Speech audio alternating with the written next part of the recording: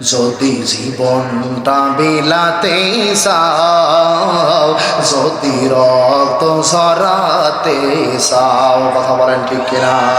যদি জীবনটা বিলাতে চাও, যদি রক্ত ঝরাতে চাও, দিনের পথে খোদার রাহে, দিনের পথে খোদার রাহে জীবনকে বিলিয়ে দাও। যদি জীবনটা বিলাতে চাও, যদি রক্ত ঝরাতে চাও, ওই মৃত্যুর নাম হয় যে শহীদ, বাঁচলে হয় গাজী। নারে তাকবীর! ওই মৃত্যুর নাম হয় যে শহীদ, বাঁচলে হয় গাজী। এ পথে মরলেন মহান প্রভু, আল্লাহ থাকেন রাজি। এ জীবনের বিনিময়ে জান্নাত ক্রয় করে নাও। যদি জীবনটা বিলাতে চাও, যদি রক্ত ঝরাতে চাও, কথা বলেন ঠিক কিনা? ওই ঘরের কোণে বসে মরার দাম তো নেই কোনো, ঠিক কিনা বলেন?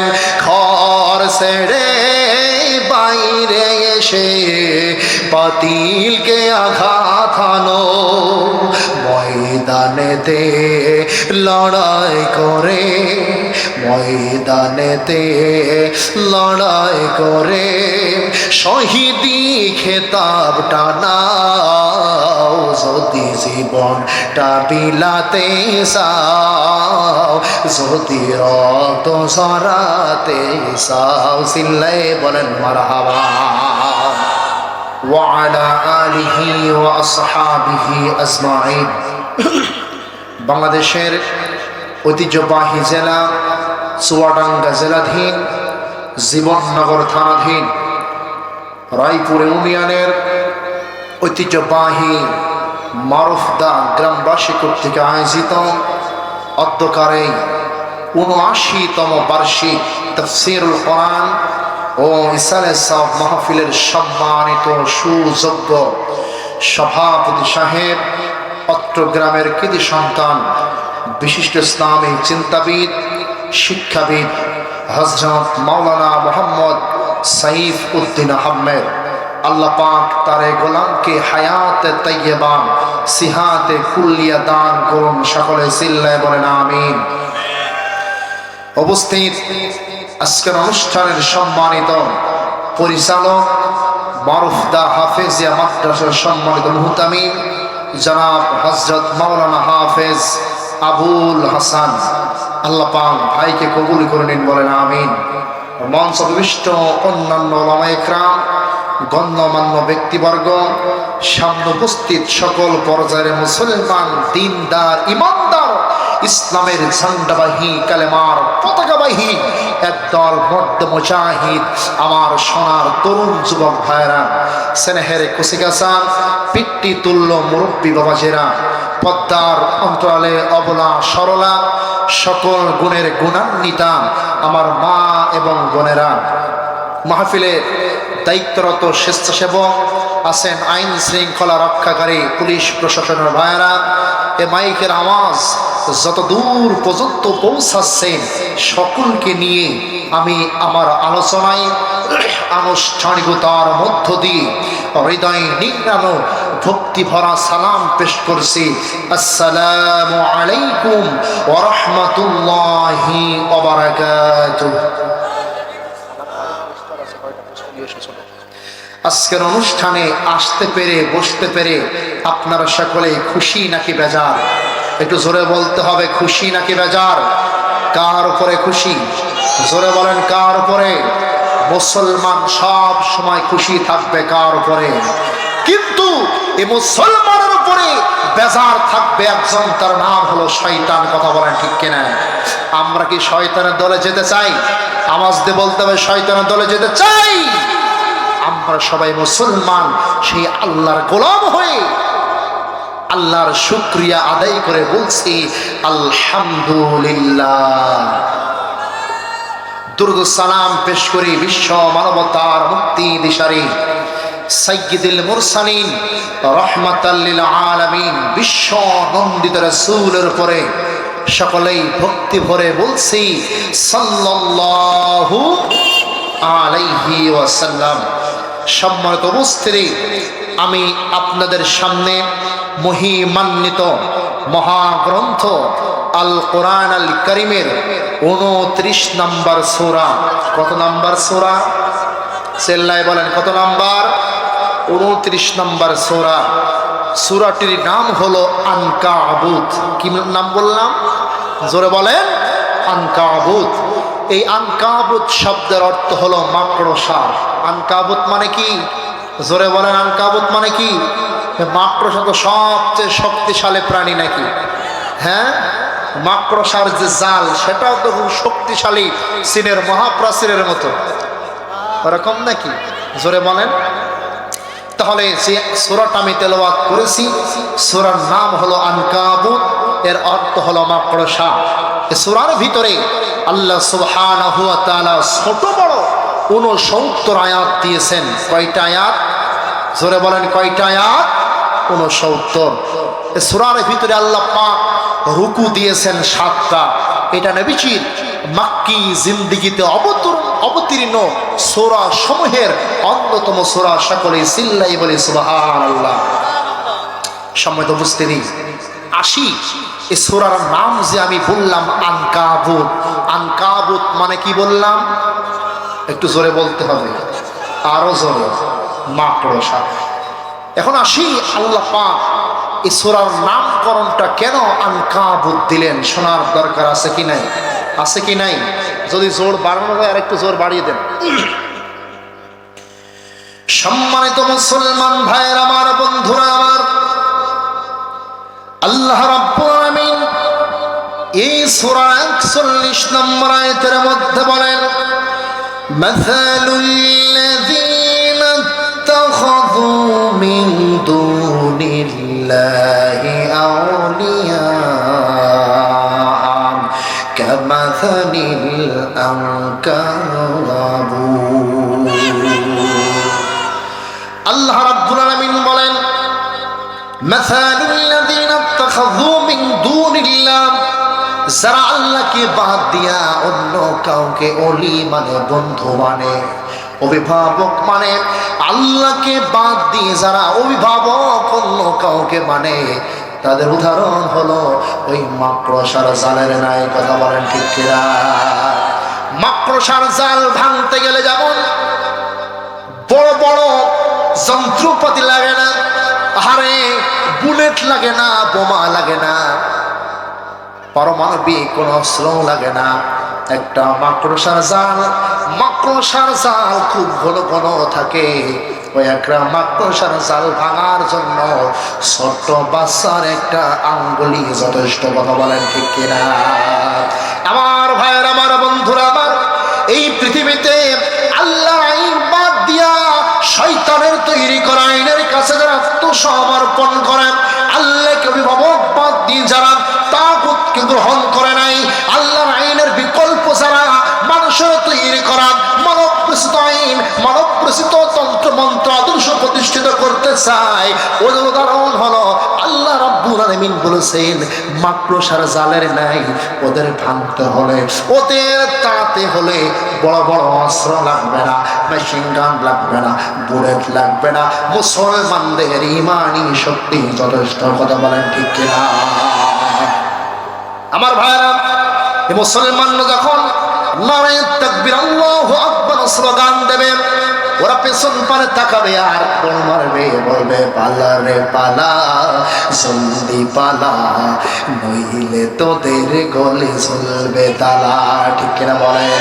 পালা রে পালা, জলদি পালা, নইলে তোদের গলে ঝুলবে তালা। হক আছে বাতিল তো কাঁপছে, হকি আছে বাতিল তো কাঁপছে, ছিনিয়ে নেবে ওরা জয়ের মালা। পালা রে পালা, জলদি পালা, নইলে তোদের গলে ঝুলবে তালা। কথা বলেন ঠিক না? ইতিহাস থেকে যারা শিক্ষা নেয় না, ওদের কপালে এমনই হয়। ঠিক না বলেন? পরের কথাই যারা করে না সানাসি, মেসাক দেখে পায় কামানের ভয়। কথা বলেন ঠিক না? এখনো তোদের পিছে দরজা খোলাই আছে, এখনো তোদের পিছে দরজা খোলাই আছে। পর্দা ধুতি নিয়ে জলদি পালা, পালা রে পালা, জলদি পালা, নইলে তোদের গলে ঝুলবে তালা। চিল্লায়ে বলেন কথা ঠিক কিনা? আমার ভাইয়ের, আমার বন্ধুরা, আমার এই পৃথিবীতে আমরা দেখেছি আল্লাহর পক্ষের শত্রু যত বড়, আল্লাহর পক্ষের সৈন্য তত ছোট। সুবহানাল্লাহ বলেন। আরো জোরে বলো তোমরা সুবহানাল্লাহ।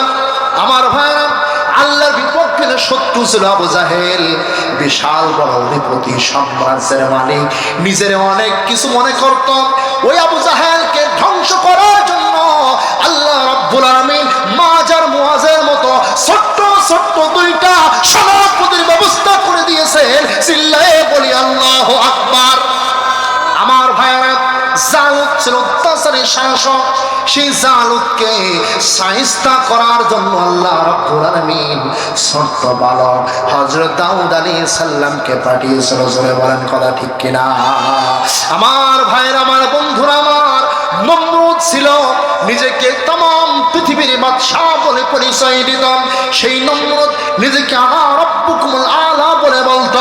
নমরুদ বলতো, চন্দ্র সৃষ্টি করেছি আমি, সূর্য সৃষ্টি করেছি আমি, পৃথিবী সৃষ্টি করেছি আমি, আইন সৃষ্টি করব আমি, সুতরাং আমার আইনগুলো মেনে নেওয়া লাগবে। জোরে বলি নাউজুবিল্লাহ।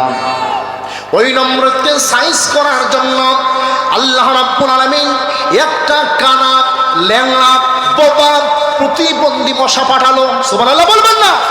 আমার ভাইরা, ওই নমরুদের নাকির ভিতরে ওই মশাটা প্রবেশ করে মাথার মগজের ভিতরে প্রবেশ করলো।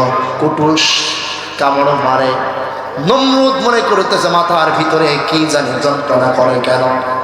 তার লোকজনদেরকে বলে, ও আমার সেন্টিরা, ও আমার চাকরেরা, ও আমার গোলামেরা, তোমরা এক কাজ করো, আমার মাথাটা একটু টিপে দাও। মাথাটা কি করো? জোরে বলেন কি করো? মাথাটা টিপে দাও। মাথা টিপলে আরাম লাগে। আর একটু পরে মশা আবার কামড়ায় কুটুস। মশা কি করে? জোরে বলেন কি করে? কুটুস মাথার ভিতরে আর একটুখানি জ্বালা যন্ত্রণা করে। আমার ভাইরা, আমার বন্ধুরা, আমার নমরুদ এক পরাজয়ে বলল, ভাইরা রে, আরে টিপে টিপে তো আর সহ্য করা যায় না, এক কাজ করো, তোমরা কিল ঘুষি মারা শুরু করো, একটু জোরে জোরে আঘাত করো। কিল ঘুষি মারে। বলেন মাথায় লাগে মশার কি কিছু হয়? মশা কোন জায়গায়? কোন জায়গায়? নাকের ভিতর দিকে। কোন জায়গায়? মগজে। আমার ভাইয়ের, আমার বন্ধুরা, আমার এক পরাজয়ে ওই মশার একটু পরে আবার কামড় মারে কুটুস। মশা যখন কামড় মারে, নমরুদ বলে, ভাই আবার কিল ঘুষতে হবে না, আর একটু নরম জিনিস এরপরে জোরে জোরে আঘাত করা লাগবে। কি নরম জিনিস আছে? লোকজন বলে, নরম জিনিস বলতে জুতা ছাড়া আর কিছু নেই। কি আছে? জোরে বলেন। নমরুদ কিসের বাড়ি খেয়েছে? বুশ কিসের বাড়ি খেয়েছে? এদেশে সহ তাম পৃথিবীতে যারা ইসলামের সাথে গাদ্দারি করবেন, কোরআনকে অবমাননা করবেন, আলেম ওলামাকে যারা সহ্য করতে পারবে না, আমার ভাইরা, ইসলামের বিপক্ষে যারা মানব প্রসূত তন্ত্র মন্ত্র আদর্শ দিয়া আইন তৈরি করতে চায়, তাদের কপালে নমরুদের মতো জুতার পরে অপেক্ষা করতেছে। কথা বলেন ঠিক না বেঠিক? আমার ভাইরা, তাহলে এ দুনিয়াতে আমরা হুকুম মানব কার? গোলামি করব কার? তাহলে কোন সূরা বললাম? আনকাবুত। আনকাবুত মানে কি? মাকড়সা। তাহলে এই 41 নম্বর আয়াতের ভিতরে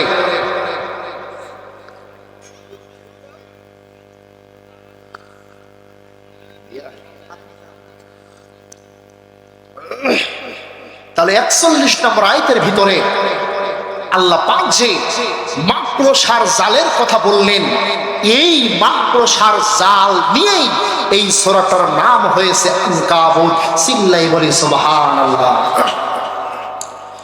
সম্মানিত মুসলমান ভাইয়ের আমার, বন্ধুরা আমার,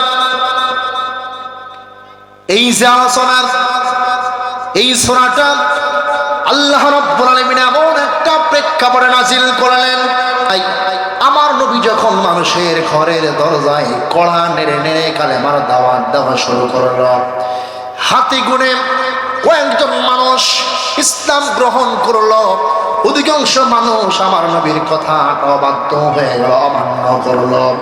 আল্লাহ রাব্বুল আলামিন আমার নবীকে ধৈর্য ধারণের জন্য বললেন।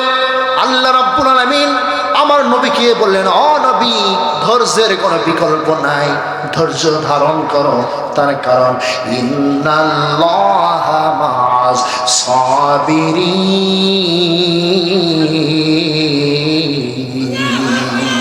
ধৈর্যশীলদের সাথে কে আছে। এক পর্যায়ে ওই কাফেররা বারবার মুসলমানদের সাথে সংঘর্ষ বাঁধানোর জন্য চেষ্টা করে, মুসলমানরা ধৈর্য ধারণ করে, আবারও সংঘর্ষের জন্য চেষ্টা করে। আমার ভাইয়ের, আমার বন্ধুরা আমার, মুসলমানরা সাহস পাচ্ছে না, কি করবো? জিহাদের ময়দানে যুদ্ধ তো কাফিরদের সাথে করা লাগবে, কি করা যায়? আল্লাহ রাব্বুল আলামিন সাথে সাথে আমার নবীর উপরে এই সূরা নাজিল করে বললেন, ও নবী রে, ও নবীজি, কাফিরদের দল যতই বড় হোক না কেন, কাফিরদের সৈন্য সামন্ত যতই হোক না কেন, কাফিরদের অস্ত্র শস্ত্র, সুসজ্জিত ঘোড়া, তরবারি, ঢাল, সুরকি যাই থাকুক না কেন, মুসলমানদের কাছে ওরা মাকড়সার জালের নাই। তার কারণ মুসলমানদের কাছে অস্ত্র না থাকলেও তাদের ইমানি অস্ত্র আছে। কথা বলেন ঠিক কিনা? মুসলমানরা ইমানি অস্ত্র নিয়ে ময়দানে এগিয়ে যাবে, আর পেছনে তাকানো লাগে না। প্রয়োজনে জীবন দেবে, রক্ত দেবে, কিন্তু বাতিলের কাছে মাথা নত করবে না। জোরে বলি কথা ঠিক কিনা? একটু দরুদ পড়ি, আল্লাহুম্মা সাল্লি আলা।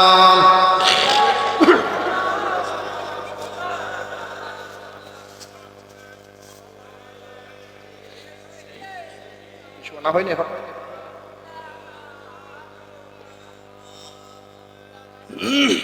সাল্লি আলা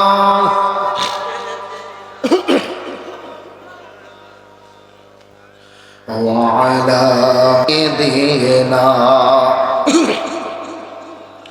যদি জীবনটা বিলাতে চাও, যদি রক্ত ঝরাতে চাও, কথা বলেন ঠিক কিনা? যদি জীবনটা বিলাতে চাও, যদি রক্ত ঝরাতে চাও, দিনের পথে খোদার রাহে, দিনের পথে খোদার রাহে জীবনকে বিলিয়ে দাও। যদি জীবনটা বিলাতে চাও, যদি রক্ত ঝরাতে চাও, ওই মৃত্যুর নাম হয় যে শহীদ, বাঁচলে হয় গাজী। নারে তাকবীর! ওই মৃত্যুর নাম হয় যে শহীদ, বাঁচলে হয় গাজী। এ পথে মরলে মহান প্রভু আল্লাহ থাকেন রাজি। এ জীবনের বিনিময়ে জান্নাত ক্রয় করে নাও। যদি জীবনটা বিলাতে চাও, যদি রক্ত ঝরাতে চাও, কথা বলেন ঠিক কিনা? ওই ঘরের কোণে বসে মরার তো নেই কোনো, ঠিক কিনা বলেন? ঘর ছেড়ে বাইরে এসে পাতিলকে আঘাত হানো, ময়দানেতে লড়াই করে, ময়দানেতে লড়াই করে শহীদি খেতাবটা নাও, যদি জীবনটা বিলাতে চাও, যদি রক্ত ঝরাতে চাও, চিল্লাই বলেন মারহাবা। আমার ভাইরা, মুসলমানরা পরীক্ষার ভিতরে পড়ে গেল। মুসলমানরা তাদের ইমানের শক্তিতে বলিয়ান হয়, কাফেরদের বিরুদ্ধে তারা যুদ্ধ শুরু করে দিল। আল্লাহ রাব্বুল আলামিন এক এক করে মুসলমানদের বিজয় দেওয়া শুরু করলো। জোরে বলি সুবহানাল্লাহ। মুসলমান যারা হবে, ইমানদার যারা হবে, পরীক্ষাবিহীন কেউ থাকতে পারবে না। কথা বলেন ঠিক কিনা? তার কারণ একটা ছাত্র যদি কেউ দাবি করে, যদি বলে আমি ক্লাস 10-এ পড়ি, কলেজের প্রিন্সিপাল আমি ক্লাস 10-এ পড়েছি, আপনি আমাকে ইন্টারমিডিয়েট ভর্তি নেন, বলেন ওই কলেজের প্রিন্সিপাল তার এসএসসি সার্টিফিকেট না দেখে কি ভর্তি নেবে? জোরে বলেন, ভর্তি নেবে না। আমার ভাইয়ারা, ঠিক তেমনি ভাবে এই দুনিয়াতে মুসলমান কারা, ইমানদার কারা, শুধুমাত্র মুসলমান এ কথা নামে বললেই হবে না, এ কথা মুখে বললেই হবে না, বাস্তবে তার পরীক্ষা দিয়ে মুসলমানিত্ব অর্জন করে আল্লাহর কাছে প্রিয় হওয়া লাগবে। কথা বলেন ঠিক কিনা? আমার ভাইরা, আল্লাহ রাব্বুল আলামিন সেজন্য এই কোরআনুল কারীমের সূরা আনকাবুত নাযিল করেছে। জোরে বলে সুবহানাল্লাহ। আমার ভাইরা, এই সূরা আনকাবুতের 1, 2, 3 তিনটা আয়াত আমি আপনাদের সামনে তেলাওয়াত করেছি। কয়টা আয়াত? জোরে বলেন, কয় আয়াত? 1, 2, 3। আল্লাহ পাক প্রথম আয়াতে বলছেন, সকল আমার সাথে জবান ছেড়ে পড়ে না, আউযু বিল্লাহি মিনাশ শাইতানির রাজিম, বিসমিল্লাহির রাহমানির রাহিম, আলিফ লাম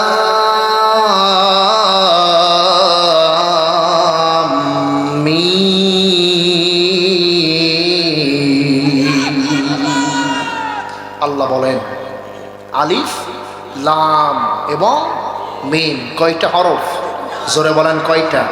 এই তিনটা হরফের অর্থ কে জানে? জোরে বলেন কে জানে? আল্লাহ পাক বলেছে, আল্লাহু আ'লামু বিমুরাদিহি। এর অর্থ দুনিয়ার কেউ জানে না, জানে কে?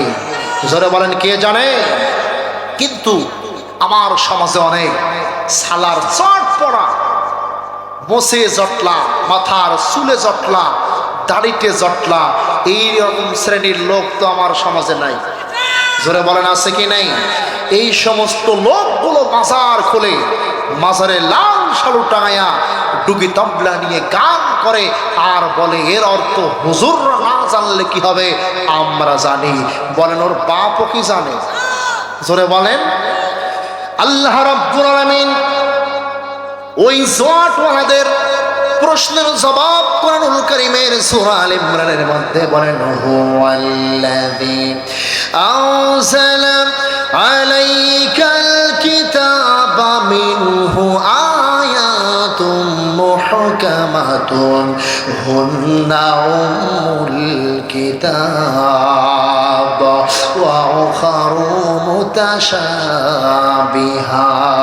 ফাআম্মাল্লাযীনা ফী قلوبهم زيغ فيتبعون ما تشابه منه ابتغاء الفتنة وابتغاء تأويله وما يعلم تأويله إلا الله والراسخون في العلم يقولون آمنا به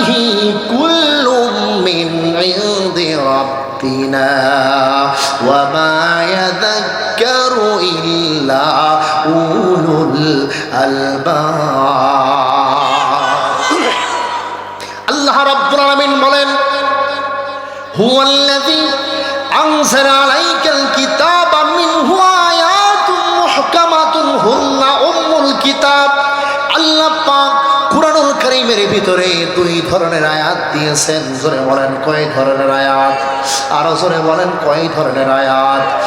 একটা আয়াত হলো স্পষ্ট আয়াত, আর একটা আয়াত হলো অস্পষ্ট আয়াত। স্পষ্ট আয়াত আল্লাহ পাক বলেন কুতিবা আলাইকুমুস সিয়াম, তোমাদের উপরে আমি আল্লাহ রব্বুল আলামিন রমজান মাসে রোজা ফরজ করেছি। এটা স্পষ্ট না অস্পষ্ট? জোরে বলেন। এরপর আল্লাহ পাক বলেন আকিমুস সালাতা ওয়া আতাউজ যাকাত, তোমরা নামাজ কায়েম করো, যাকাত দাও। এটা বোঝা যায় কি যায় না? কিন্তু আল্লাহ পাক যে বলেছেন আলিফ লাম মিম তাহা ইয়াসিন নুন তাসিন মিম, এর অর্থ কি বোঝা যায়? কে জানে? এটা নিয়ে ঘাটাঘাটি মাতামাতি করা যাবে না। আল্লাহ পাক বলেছেন প্রকৃত ইমানদার যারা হবে তারা এরপরে ঈমান আনবে আর বলবে এটা রব্বুল আলামিনের পক্ষ থেকে। জোরে বলি আল্লাহু আকবার। এরপর আল্লাহ রব্বুল আলামিন বলেন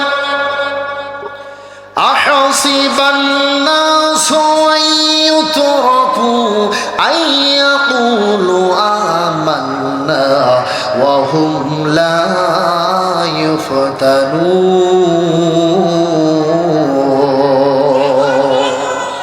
ও মানুষেরা, তোমরা কি মনে করেছো শুধুমাত্র ইমানদার এতটুকু কথা মুখে বলবা আর আমি আল্লাহ ছেড়ে দেব?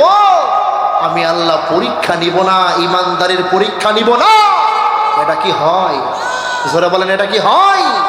একটা ছাত্র পরিচয় দেওয়ার পর যেমন আপনার পরীক্ষা দেওয়া লাগবে, লেখা লাগবে, পরীক্ষায় পাস করে সার্টিফিকেট অর্জন করে একটা ক্লাস থেকে আরেকটা ক্লাসে যেতে হয়। আল্লাহর কাছে মুসলমান হতে হলে, ইমানদার হতে হলে ইমানের পরীক্ষা দেওয়া লাগবে কি লাগবে না? জোরে বলে লাগবে কি লাগবে না? আমার ভাইরা অনেক ইমানদার, এই যে কনকনে শীত, ইমানদারের কাছে শীত হেরে যায় না জিতে যায়? জোরে বলেন হেরে যায় না জিতে যায়? ইমানদার যখন আসসালাতু খায়রুম মিনান নাউম শোনে, ইমানদার লেপ খাতা সব উল্টো করে ফেলে দিয়ে দৌড়ায় কার ঘরে? জোরে বলেন কার ঘরে? কিন্তু যারা পরীক্ষা দিতে রাজি না, যারা ইমানদার না, তারা লেপ খাতা কানের উপরে বেশি করে দেয় না অল্প করে দেয়?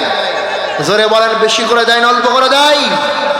আমার ভাইয়ের আল্লাহ পাক সেজন্যই বলেছেন শুধুমাত্র মুখে বলবা ইমানদার, ছেড়ে দেব অত সোজা না। কথা বলেন ঠিক কিনা? দলিল নেন আল্লাহ রাব্বুল আলামিন যুগে যুগে ইমানদার বান্দাদের কিভাবে পরীক্ষা নিয়েছেন। আল্লাহ পাক কুরআনুল কারীমের সূরা বাকারার 155 নম্বর আয়াতের মধ্যে বলেন ওয়ালানাবলুওয়ান্নাকুম বিশাইইন মিনাল খাউফি ওয়াল জু'i ওয়া নাকসিম মিনাল আমওয়ালি ওয়াল আনফুসি ওয়াথ থামারাত ওয়া বাশশিরিস সাবিরিন। আল্লাহ পাক বলেন আমি আল্লাহ অবশ্যই অবশ্যই পরীক্ষা করতে চাই ইমানদার বান্দা যারা হবেন।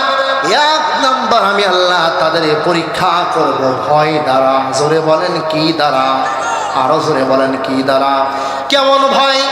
যখন জিহাদের ময়দানে চলে যাবেন দেখবেন কাফেরদের সৈন্য হাজার হাজার লাখ লাখ, তাদের সুসজ্জিত সৈন্যবাহিনী অস্ত্র সব আছে। আমার ভাইরা হঠাৎ করে আপনার অন্তরের ভিতরে একটুখানি নাড়া দেবে, দূর দূর করে বুকটা কেঁপে উঠবে। জিহাদের ময়দানে যদি যায় তাহলে শহীদ হয়ে যাব, জীবন চলে যাবে, রক্ত যাবে।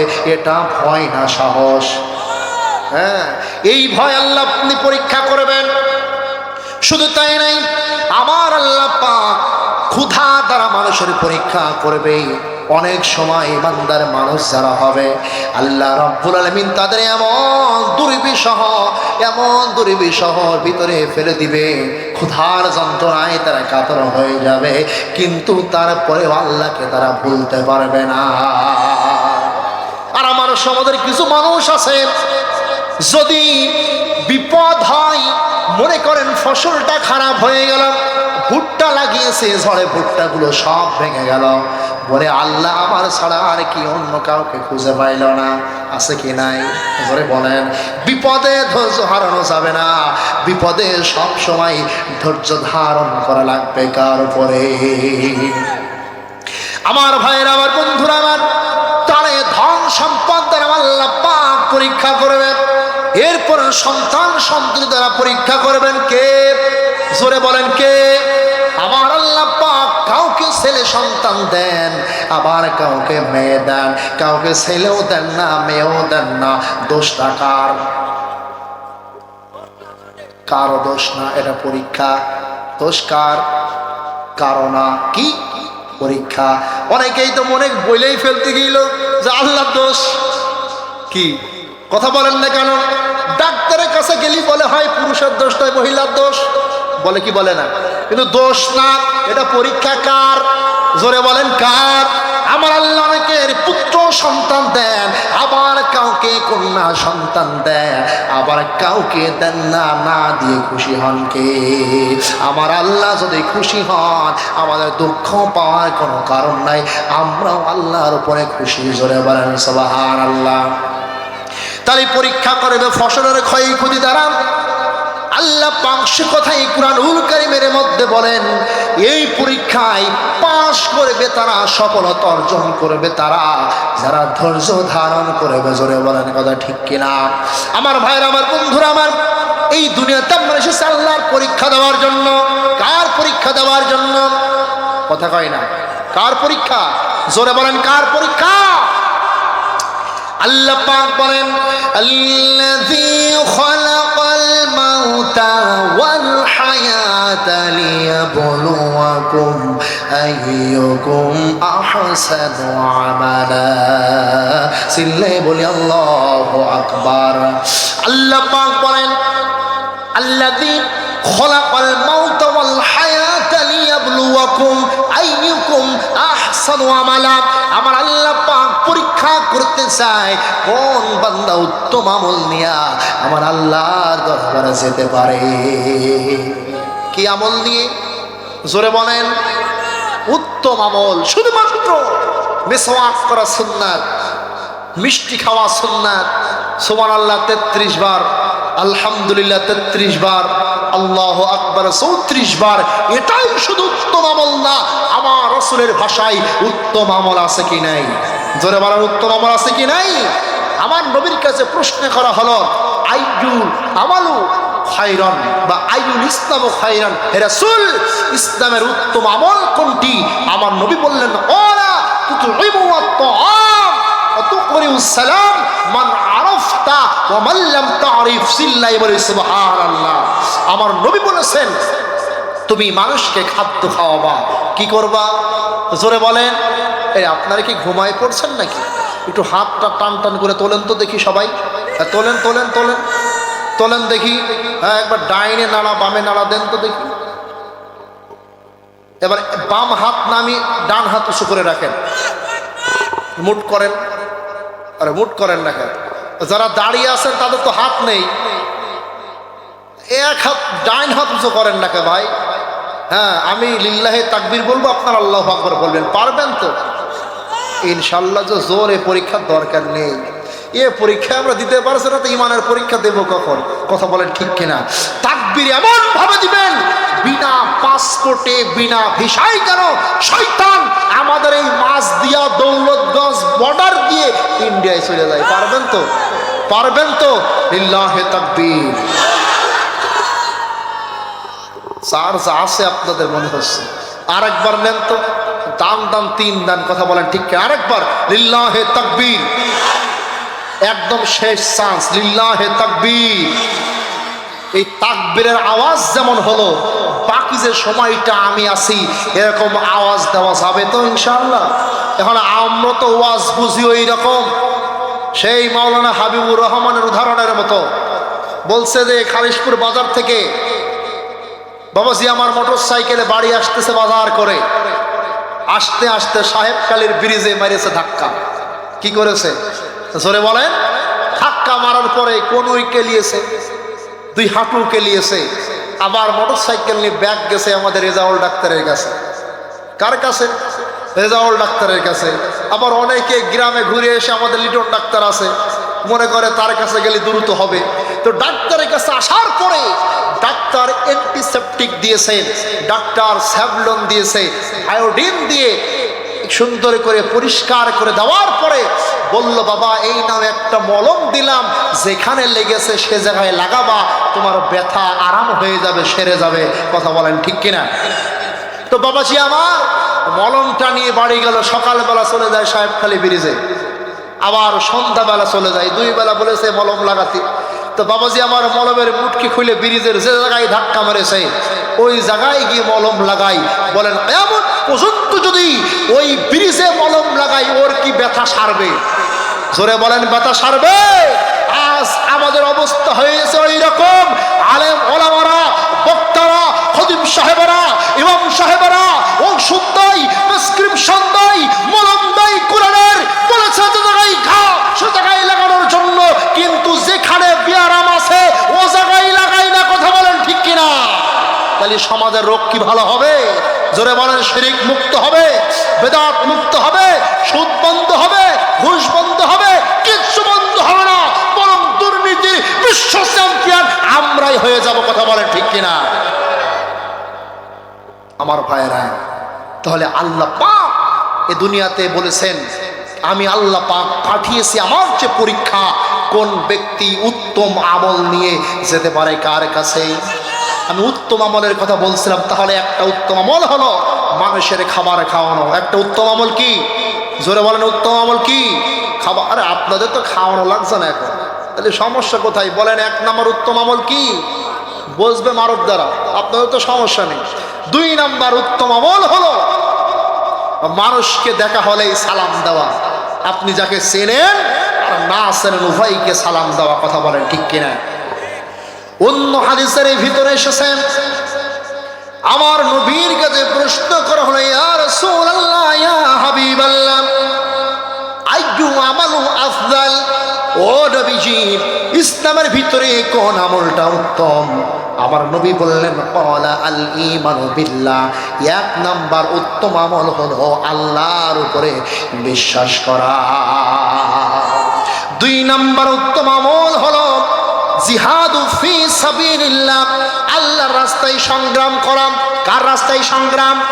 জোরে বলেন।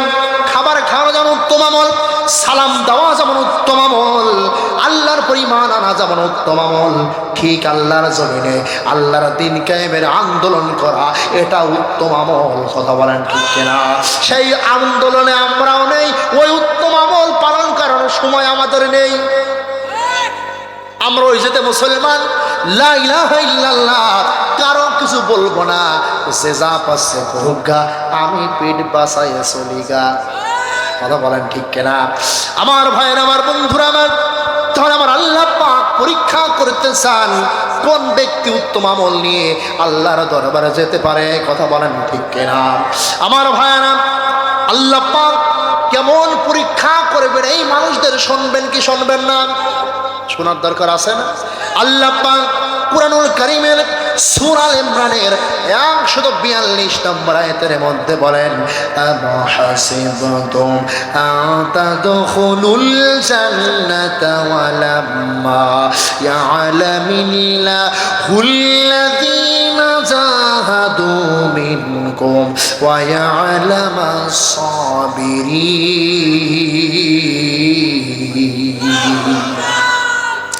আল্লাহ রাব্বুল আলামিন বলেন, আম হাসিবতুম আন তাদখুলুল জান্নাত, তোমরা কি মনে করেছো আমি কি এমনি এমনি তোমাদের জান্নাত দিয়ে দেব? ওয়ালাম্মা ইয়ালামিল্লাহুল্লাযীনা জাহাদু, কিন্তু আমি আল্লাহ এখনো পর্যন্ত স্পষ্ট হতে পারে নাই তোমরা কারা আমার দ্বীনের জন্য জিহাদ করবা, সংগ্রাম করবা। ওয়া ইয়ালামাস সাবিরিন, আর এই জিহাদের ময়দানে কারা ধৈর্য ধারণ করবা, আমি আল্লাহ এখন স্পষ্ট হতে পারে নাই। সুতরাং জান্নাত তোমাদের এত সহজে হবে না। কথা বলেন ঠিক কিনা? আমার ভাইয়ের, আমার বন্ধুরা, আমার ইমানের অগ্নি পরীক্ষা যুগে যুগে ধাপে ধাপে পরীক্ষা হয়েছে, সবচেয়ে কঠিন পরীক্ষার সম্মুখীন হয়েছেন আল্লাহর নবী এবং রাসূলেরা। কথা বলেন ঠিক কিনা? তাদেরকে কোরআন দ্বারা বিখণ্ডিত করে ফেলা হয়েছে, তারপরেও তারা বাতিলের কাছে মাথা নত করে নাই। কথা বলেন ঠিক কিনা? আর আমাদের চোখ গরম করলে মাঠ ফাঁকা। কি তাহলে আমরা কি পরীক্ষা দিচ্ছি? আল্লাহ পাক কুরআনুল কারীমের ভিতরে বললেন, আমহাসিবতুম আও তাদখুলুল জান্নাতা ওয়ালাম্মা ইয়াতিকুম মাসালুল লাযীনা খালাউ মিন ক্বাবলিকুম মাসাতুহুমুল বা'সাউ ওয়াদ-দাররাউ ওয়াযুলজিলু হাত্তা ইয়াকুলার রাসূলু ওয়াল্লাযীনা আমানু মা'আহু মাতা নাসরুল্লাহ আলা ইন্না নাসরুল্লাহিল করিব। আল্লাহ পাক বলেন, আম হাসিবতুম আন তাদখুলুল জান্নাহ, তোমরা কি মনে করেছো আমি আল্লাহ কি তোমাদের এমনি এমনি জান্নাত দিয়ে দেব? ওয়ালাম্মা ইয়াতিকুম মাসালুল লাযীনা খালাউ মিন ক্বাবলিকুম মাসাতুহুমুল বা'সাউ ওয়াদ-দাররাউ ওয়াযুলজিলু হাত্তা ইয়াকুলার রাসূলু মাতা নাসরুল্লাহ। তোমাদের পরে কি এখনো পর্যন্ত এমন পরীক্ষা এসেছে? তারা এমনভাবে পরীক্ষার সম্মুখীন হয়েছিল। তোমাদের পূর্ববর্তী যুগের নবী রাসূলেরা এবং তার উম্মতেরা এমন পরীক্ষার সম্মুখীন তারা হয়েছিল। ভয়ে তাদের অন্তর প্রকম্পিত হয়ে যেত। প্রয়োজনে তারা রাসূলকে ডাক দিয়ে বলতো, মাতা নাসরুল্লাহ, ওগো নবীজি আল্লাহর সাহায্য কখন আসবে? যুগে যুগে নবীরা আল্লাহর পক্ষ থেকে তাদের জন্য সুসংবাদ দিয়ে বলেছেন, আলা ইন্না নাসরুল্লাহিল করিব, আল্লাহর সাহায্য অতি নিকটে। জোরে বলে সুবহানাল্লাহ। একটু জিকির করে লা ইলাহা।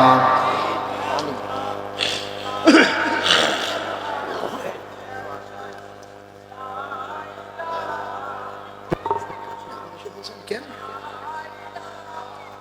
8:30 আগে আসার কথা?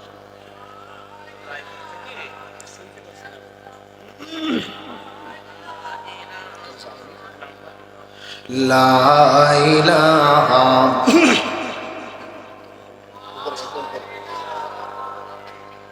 জোরে জোরে লা ইলাহা। আপনাদেরকে শীত লাগছে? একটু জোরে জোরে বলেন তো, লা ইলাহা। আরো জোরে লা ইলাহা।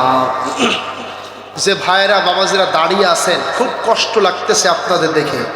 দয়া করে যদি আপনারা প্যান্ডেলের ভিতরে বসতেন, প্যান্ডেলটা পরিপূর্ণ হতো। কথা বলেন ঠিক কিনা? আমি একটু আপনাদের কাছে বিনীত অনুরোধ করতেছি, আসেন দয়া করে একটু প্যান্ডেল।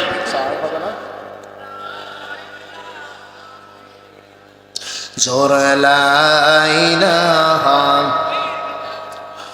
লা ইলাহা ইল্লাল্লাহু মুহাম্মাদুর রাসূলুল্লাহ সাল্লাল্লাহু। তাহলে ওই নবী রাসূলদেরকে পরীক্ষা করা হয়েছিল। তাদের মাংস, তাদের চামড়াগুলো শরীর থেকে আলাদা করে ফেলা হয়েছিল। আরে কি নিদারুণ কষ্টের সম্মুখীন তারা হয়েছিল। আমার ভাইয়ের, আমার বন্ধুরা, আমার আপনারা সকলেই জানেন আমার নবীর পরে কি অত্যাচার ওই কাফেররা করত। যেই নবীকে আল আমিন বলে বিশ্বাস করত, যেই নবীকে আস-সাদিক বলে বিশ্বাস করত, যেই নবীর কাছে তারা আমানত রাখত, নবীকে কখনো মিথ্যাবাদী তারা বলে নাই, সেই নবীর পরে তারা এমন অত্যাচার তারা করেছে, নির্যাতন তারা করেছে। নবীর সাহাবীদের উপরে কি অত্যাচার নির্যাতন করা হয়েছিল? কথা বলেন ঠিক কিনা? আমার ভাইয়ের, আমার বন্ধুরা, আমার নবীর একজন বিশিষ্ট সাহাবী হযরত তালহা ইবনে উবাইদুল্লাহ রাদিয়াল্লাহু তাআলা আনহু, তিনি একদা ব্যবসার কাজের জন্য বস্ত্রার বাজারে ছিলেন। হঠাৎ করে তিনি শুনতে পেলেন একজন পাদ্রী আহ্বান করতেছেন, কি আছো? ওই মক্কার কোন যুবক কি তোমরা আছো? আরে তোমাদের কাছে আমি একটা তথ্য শুনতে চাই। হযরত তালহা ইবনে উবাইদুল্লাহ রাদিয়াল্লাহু তাআলা আনহু মক্কা যুবক বলে পরিচয় দিয়ে ওই পাদ্রীর সামনে চলে গেল। যাওয়ার পরে পাদ্রীকে বলল, পাদ্রী আমি মক্কার যুবক, কি হয়েছে মক্কার ঘটনা তুমি বলো। ওই পাদ্রী বলল, ও মক্কার যুবক, তুমি কি জানো বা ওই যুবকটাকে তুমি চেনো যেই যুবক আব্দুল্লাহর বেটা মুহাম্মদ নিজেকে নবী বলে দাবি করতেছে? চিল্লায়ে বলে সুবহানাল্লাহ। আমার ভাই, আমার বন্ধুরা, আমার হযরত তালহা ইবনে উবাইদুল্লাহ রাদিয়াল্লাহু তাআলা আনহু বিন্দু পরিমাণ দেরি করলেন না, সাথে সাথে একেবারে মক্কায় চলে গেল। মক্কায় গিয়ে আমার নবীজির বন্ধু হযরত আবু বকর সিদ্দিক রাদিয়াল্লাহু তাআলা আনহুর কাছে হাজির হয়ে গেল। হযরত আবু বকর সিদ্দিক রাদিয়াল্লাহু তাআলা আনহুকে বলল, ও আবু বকর, তোমার বন্ধু মুহাম্মদ কি শেষ নবী বলে দাবি করতেছে? আবু বকর বলল, হ্যাঁ, আল্লাহ পাক তাকে শেষ নবী হিসাবে এই দুনিয়াতে প্রেরণ করেছেন। আমরা সকলেই তার হাতে হাত রেখে বায়াত গ্রহণ করেছি, আমরা সবাই তার হাতে হাত রেখে মুসলমান হয়ে গিয়েছি। ও তালহা ইবনে উবাইদুল্লাহ, তুমি কি মুসলমান হবা? তালহা ইবনে উবাইদুল্লাহ রাদিয়াল্লাহু তাআলা আনহু আর দেরি করলেন না, হযরত আবু বকরের সাথে আমার নবীর দরবারে হাজির হয়ে গেলেন। তালহা ইবনে উবাইদুল্লাহ আমার নবীজির হাতে হাত রেখে কালেমা পড়ে মুসলমান হয়ে গেল। আরো জোরে বলেন সুবহানাল্লাহ। এর পর্যায়ে তারা মুসলমান হওয়ার খবর পুরো মক্কায় ছড়িয়ে পড়ল। তালহা ইবনে উবাইদুল্লাহ ইসলাম গ্রহণ করেছেন। তার মা তখনও মুশরিক। তালহা ইবনে উবাইদুল্লাহ তার মায়ের কাছে ফিরে গেল। মা দূর দূর করে তাড়াইয়া দিল। আর কলিজার টুকরা সন্তানকে দেখেন কি নিদারুণ কষ্ট। আরে কিরকম মা, যেই মা ঈমান গ্রহণ করার কারণে হযরত তালহার হাত পা বেঁধে ওই কাফিরদের হাতে তুলে দিল। আমার ভাইরা, তালহাকে তারা এক পর্যায়ে মারতে মারতে বেহুশ করে ফেললো। মরুভূমিতে তারা শোয়ে ফেললো। উত্তপ্ত ফুটন্ত পানির ভিতরে তালহার উপরে তারা অত্যাচার চালানো শুরু করলো, নির্যাতন চালানো শুরু করলো। আর পিছন দিক থেকে তালহার মা আকত্ত ভাষায় গালিগালাজ করতেছে। সন্তানের একটাই মাত্র দোষ, ওয়া মা নাকামু মিনহুম ইল্লা আইয়ুমিনু বিল্লাহিল আজিজিল হামিদ। হযরত তালহার অন্য কোনো অপরাধ ছিল না, অন্য কোনো দোষ ছিল না। একটাই অপরাধ, একটাই দোষ, সেটা হলো আমার আল্লাহর উপর ঈমান আনা। কার উপর ঈমান আনা? জোরে বলেন, এটা কি অপরাধ? এটা কি অপরাধ? দেখেন এদেশেও যারা আল্লাহর কোরআনের কথা বলেন, যারা আল্লাহর পরে পরিপূর্ণ ঈমান এনেছে, বিশ্বাস স্থাপন করে যুগে যুগে তাদেরকে জেলে দেওয়া হয়েছে, জুলুম করা হয়েছে, ফাঁসির কাস্টে দেওয়া হয়েছে। মিশরের একজন সাইয়েদ কুতুবকে তারা শহীদ করে দিল। আমার ভাইয়ের, আমার বন্ধুরা আমার, এরপরেও তারা বিন্দু পরিমাণ ইসলাম থেকে সরে যায় নাই। কথা বলেন ঠিক কিনা? আমার ভাইয়েরা, সাইয়েদ কুতুবের কোনো দোষ ছিল না, হাসানুল বান্নার কোনো দোষ ছিল না, শহীদ আব্দুল মালিকের কোনো দোষ ছিল না। একটাই মতো অপরাধ ছিল তাদের, সেটা হলো আমার আল্লাহর উপরে পরিপূর্ণ বিশ্বাস করা। কথা বলেন ঠিক কিনা? আর আমরা কি বিশ্বাস করি? আমরা কি বিশ্বাস করেছি? যে আল্লাহর উপরে বিশ্বাস করি, যে আল্লাহর কোরআনের কথা বলি, যে আল্লাহর দ্বীনের দাওয়াত আমরা দিয়ে বেড়াই। আমাদের মানুষ ডেকে ডেকে হালুয়া, রুটি, গোস্ত, আহা কত কিছু খাইতে দেয়। কথা বলেন ঠিক কিনা? কিন্তু মিশরের সাইয়েদ কুতুবকে তারা ফাঁসি দিল কালেমার ব্যাখ্যা লেখার জন্য। কথা বলেন ঠিক কিনা? আমার ভাইয়ের, আমার বন্ধুরা আমার, তালহা রাদিয়াল্লাহু তাআলা আনহু ইসলাম গ্রহণ করার কারণে মা তালহাকে ধরে বেঁধে কাফেরদের হাতে তুলে দিল। কাফের অত্যাচার করে, আর পেছনের দিক থেকে তারা হারা মা গালিগালাজ করে। আমার ভাইরা, এইরকম কঠিন পরীক্ষার সম্মুখীন কি আমরা হয়েছি? জোরে বলেন, আমরা কি হয়েছি? আমার ভাইরা, আমার বন্ধুরা, আমার আপনারা সকলেই জানেন হযরত বেলাল, ওই আফ্রিকার কালো বেলাল, যে বেলালের বাবা নাই মা নাই ওই মক্কার ভূখণ্ডে। আরে উমাইয়া হযরত বেলালের পরে কি অত্যাচার করেছে, নির্যাতন করেছে। আমার ভাইরা, হযরত বেলালকে ওরা টানতে টানতে মরুভূমির ফুটন্ত বালুর উপরে তারা নিয়ে গিয়েছে। হযরত বেলালের বুকের উপরে বড় বড় পাথর চাপা দিয়ে দিয়েছে। পিঠটা, বেলালের পিঠের চামড়া এবং চর্বিগুলো একেবারে গলে গলে বালিটা ভিজে যায়।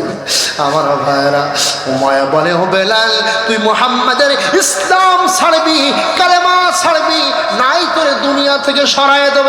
আল্লাহু আকবার। আমার ভাইরা, হযরত বেলালের উপরে এরকম অত্যাচার করার পরে হযরত বেলাল একটু যেন কিছু পা হলেন না, বরং কালেমার প্রতি আরো দৃঢ় অবস্থান গ্রহণ করল। জোরে বলে সুবহানাল্লাহ। আমার ভাইরা, হযরত সুমাইয়া রাদিয়াল্লাহু তাআলা আনহার কথা আপনারা সকলেই জানেন। হযরত সুমাইয়া ইসলামের প্রথম শহীদ মহিলা সুমাইয়া, হযরত সুমাইয়া রাদিয়াল্লাহু তাআলা আনহা। আমার ভাইরা, আবু জাহেল তার অত্যাচার করতে করতে এক পর্যায়ে মেরেই ফেলল। আবু জাহেল অফার দিলাম, ও সুমাইয়া, তুমি আর তোমার পরিবার যদি মুহাম্মাদের দল ছেড়ে দাও, আমার দলে ফিরে আসো, সময় আছে আমি তোমারে মুক্ত করে দেব, তোমাকে রক্ষা করব, ছেড়ে দেব। ও সুমাইয়া, তুমি একটি বারের জন্য বলো মুহাম্মদকে স্বীকার তুমি করে ফেলো, কালেমা স্বীকার তুমি করে ফেলো। হযরত সুমাইয়া রাদিয়াল্লাহু তাআলা আনহা আবু জাহেলের মুখটা লক্ষ্য করেন, থুতু নিক্ষেপ করে বলল, ও আবু জাহেল, তুমি যে লোভ লালসা আমাকে দেখাও, তোমার এই লোভ লালসার মুখে আমি থুতু মারি। সুতরাং আমি যে মুহাম্মাদের কালেমা গ্রহণ করে নিয়েছি, ইসলাম গ্রহণ করেছি, এখান থেকে আমি বিন্দু পরিমাণ পিছপা হতে পারবো না। কথা বলেন ঠিক কিনা? আমার ভাইরা, এ দুনিয়ায়, এ জামানায় এখনো এরকম ইমানদার আছে কি নাই? জোরে বলেন, আছে কি নাই? জীবন দেবে, রক্ত দেবে, সময় দেবে, শ্রম দেবে, সব কিছু বিসর্জন দেবে, কিন্তু ইসলামের পথ থেকে বিন্দু পরিমাণ সরে দাঁড়াবে না। কথা বলেন ঠিক কিনা?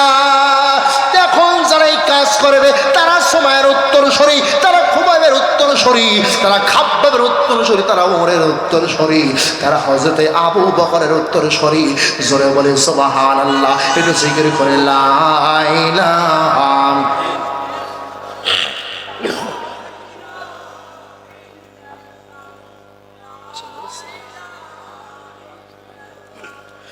লা ইলাহা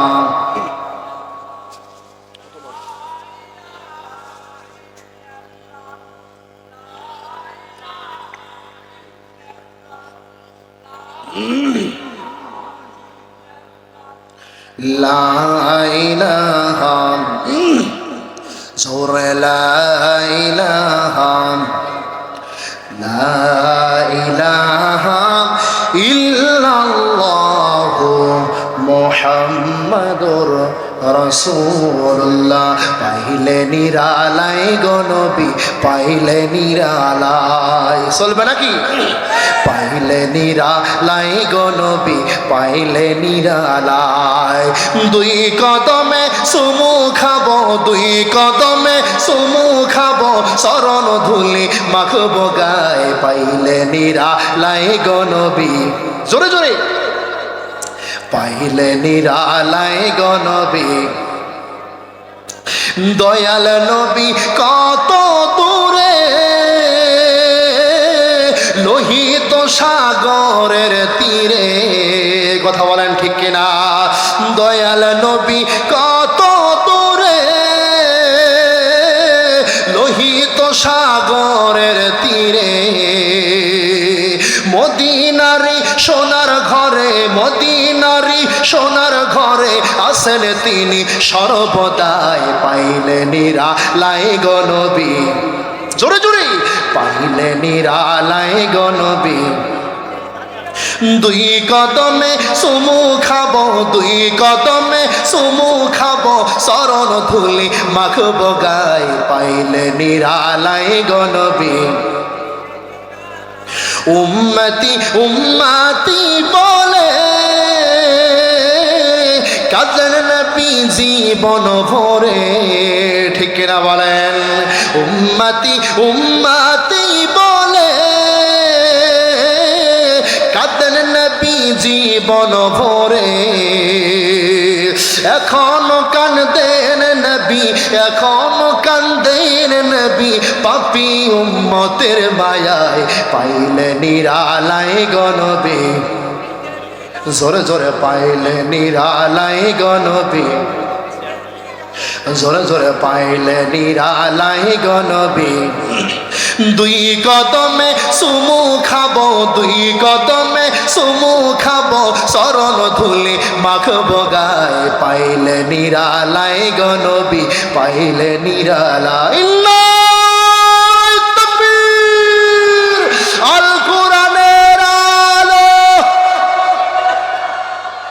আল হাদিসের আলো, কোরআন আছে যেখানে, কোরআন নাই যেখানে।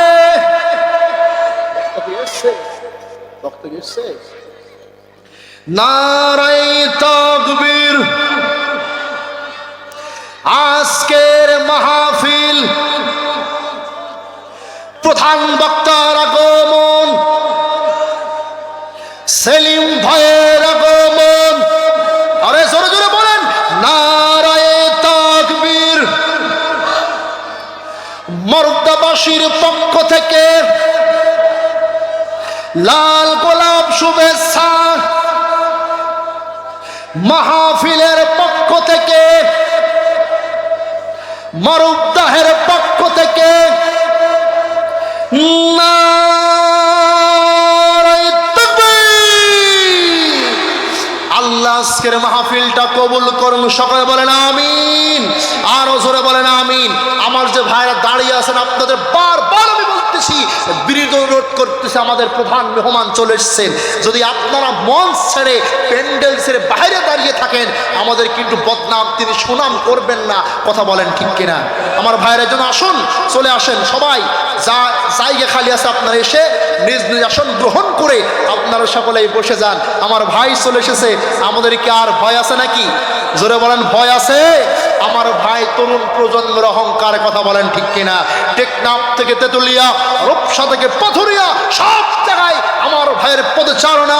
আল্লাহ পাক ভাইয়ের এই ত্যাগকে, ভাইয়ের এই পদচারণাকে গোটা বাংলার মুসলমানদের জন্য কবুল করুন, কথা বলেন ঠিক কিনা?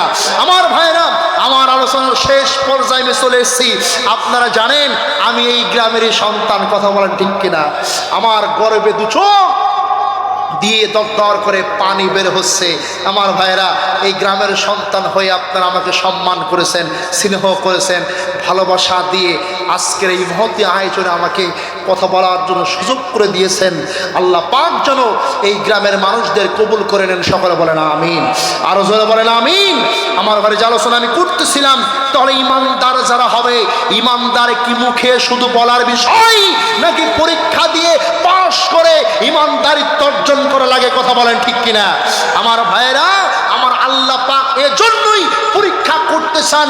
আল্লাহ পাক সূরার 3 নম্বর আয়াতের ভিতরে বললেন, ওয়ালাকাদ ফাতান্নাল্লাযীনা মিন ক্বাবলিহিম ফালা ইয়ালামান্নাল্লাহুল্লাযীনা সাদাকু ওয়ালা ইয়ালামান্নাল কাযিবিন। সিল্লাই বলি আল্লাহু আকবার। আমার আল্লাহ পাক যুগে যুগে ইমানদারদের পরীক্ষা নিতে চান, তার কারণ কোন লোকটা তার ইমানের দাবিতে সত্যবাদী, আর কোন লোকটা তার ইমানের দাবিতে মিথ্যাবাদী। কথা বলেন ঠিক কিনা? আমরা কি সত্যবাদী হতে চাই, না মিথ্যাবাদী হয়ে মরতে চাই? জোরে বলেন, সত্যবাদী হতে চাই কি চাই না? যদি সত্যবাদী হতে হয়, সব সময় মুখে যেটা বলবো সেই অনুযায়ী আমল করার চেষ্টা করা লাগবে কি লাগবে না? জোরে বলেন লাগবে কি লাগবে না? আমার ভাইয়েরা, এজন্য আসুন, আর আলোচনা নাই, সকলের জন্য দোয়া করি। আমরা যারা মুসলমান দাবি করি, নামাজ কি 5 ওয়াক্ত ছাড়া যাবে নাকি? জোরে বলেন। এরকম মাহফিল যদি প্রতিদিন শুনি আর নামাজ যদি না পড়ি, মুসলমান হওয়া যাবে? নবী বলেছেন, বাইনাল আবদি ওয়া বাইনাল কুফরি তারকুস সালাত। কথা বলেন ঠিক কিনা? কে মুসলমান আর কে কাফের পার্থক্য করে সালাত। আমার ভাইয়েরা, এই জন্য নামাজ ছাড়া যাবে না, রমজান রোজা ছাড়া যাবে না।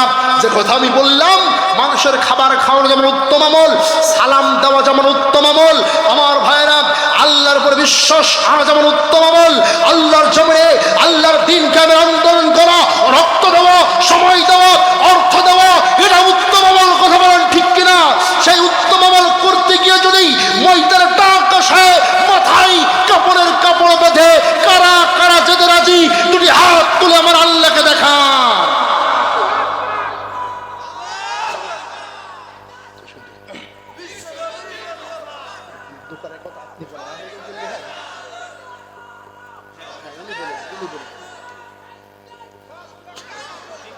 আলহামদুলিল্লাহ, আল্লাহ কবুল করেন, বলেন আমিন। আমার ভাইয়েরা সকলের জন্য সুস্বাস্থ্য এবং দীর্ঘায়ু কামনা করছি। আমি আবারও বলতেছি, আমার যে ভাইয়েরা বাবাজিরা দাঁড়িয়ে আছেন, দয়া করে আসেন, প্যান্ডেলে বসে প্যান্ডেলটা একটু মান উন্নয়ন করেন। আল্লাহ পাক যেন কবুল করেন, বলেন আমিন। সকলের জন্য দোয়া করি, আমার নিজের জন্য দোয়া চাই। আমি এখনো ছাত্র মানুষ, আমার এই যে কামিল শেষ বর্ষের পরীক্ষা আগামী 5 তারিখ থেকে, আপনি আমার জন্য দোয়া করবেন।